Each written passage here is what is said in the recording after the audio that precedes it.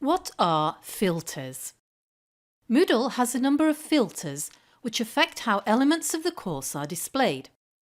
This video displays in its own player because the Multimedia plugins filter has been activated. To see which filters your Moodle administrator has made available, we click the cog icon and then click Filters. Note that we can view and change filters for individual activities from the cog menu inside each activity as well.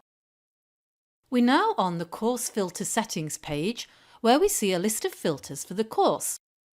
Activity names auto-linking is useful because it means we can refer to an activity in the course simply by typing its name in a different area, and it will link to that activity.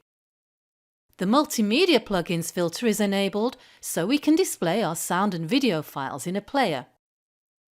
Glossary auto-linking means that if we add a key term to a glossary and then type that key term somewhere on the course, it would automatically link to its glossary entry. Let's go into the course and add a couple of items to see how these filters work. So I'm turning the editing on, and then, in the section Writing, let's type a sentence which includes two possible filters.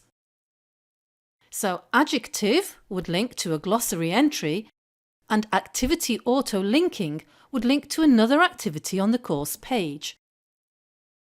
If we now save the changes, there we have the word adjective, and if we hover our cursor over the word adjective, it takes us to the glossary entry which we made in a previous video.